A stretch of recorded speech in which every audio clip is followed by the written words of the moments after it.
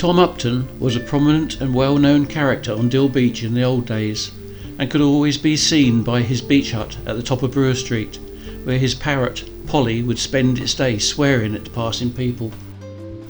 Tom was the second of three famous brothers, all who were Deal boatmen and have left legacies of brave rescues behind them. The eldest was Harry, who had boats on the beach at Central Parade, and the youngest was Freddie, who owned the Rose Marie and was for many years coxswain of the Warmer Lifeboat. Tommy was born in Hope House on the seafront. This property was one of many that used to line the seafront in the old days. These were pulled down, and a promenade is now in the place where they all once stood. Tommy moved to 10 Coppin Street after the seafront was cleared, where he spent the rest of his days, but his beach hut, which was still in situation in the 1950s, was placed on the spot where his birthplace, Hope House, once stood. Tom's family were boatmen for many generations. His great-grandfather was drowned on the Goodwin Sands, and Tom himself had many narrow escapes during his life, and more than his full share of excitement. Tom bought his first boat in his early youth days. This was called the Isabel, and it's from here that he expanded his fleet. His plots were on Central Parade, just to the north of the Royal Hotel, on which, in the old days, he had his own bathing station. Quite a number of mobile bathing huts lined the foreshore, enabling the visitor to privacy in changing into their swimwear so as they could take a refreshing dip in the sea.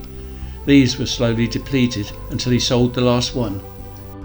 At one period in his days as a Deal boatman, he had some 30 boats along the foreshore, and in his beach hut his dog and parrot could nearly always be found. These became legends in many corners of the world. From a youth upwards, Tom took his place in the famous Deal galleys that hooked onto ships that passed through the Downs, aiding the ships with their pilots and supplies as they were required. Tom's career spanned through many adventures and daring times of rescue.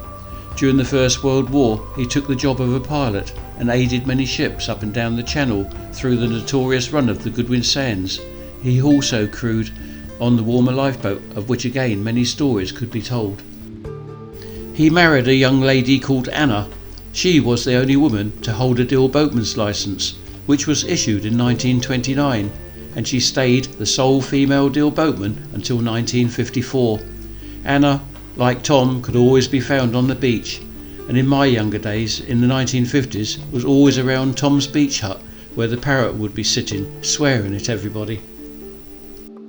In the early hours of the 18th of March 1929, the Gull lightship was anchored in thick cold fog, when suddenly the massive bows of the 7,844-ton steamer City of York ploughed into the lightship. The crash of the light's vessel lantern breaking and the splintering of the wood echoed through the darkness. Tom and his wife Anna launched in one of their boats to go to the assistance of what they would soon find out was the Gull lightship. They searched the area for some time until they came across the partly submerged wreck of the lightship. They assisted as best they could, and all but the captain were rescued. This was one of many incidents that he gave service to in those in need. In the 1950s, the visitor could still see Tom's beach hut on the foreshore at the top of Brewer Street, with several of his boats around it ready for hire, and his eldest brother Harry alongside him with his small fleet of punts. I remember these great old days from the early 1950s when I lived in Brewer Street and used to spend much of my time on the beach as a youngster learning the trade of the old boys. The regatta races were great fun, and as a kid I quite often was allowed to climb aboard the punt to take part in the relay race, getting a slap across the back of the head for answering back, tarring the bottom of the boats with red hot tar which was heated in a pot over a wooden fire lit on the beach, heaving up the boats on a hand winch for a penny a day. Good money then. And quite often, when one of Tom's punts was abandoned ashore down the north end by the people that hired them, myself and Terry Harris would struggle to row it back to Tom's plots. Great fun and a hard feat, but we did it. But best of all was going out to sea with them, netting for huss, herrings and sprats, and longlining for cod, which were abundant in those days. Good teachers and good memories and times never forgotten. Tommy Upton died at the age of 75, having served a good career on Deal Beach and leaving a good legacy of his life and rescues.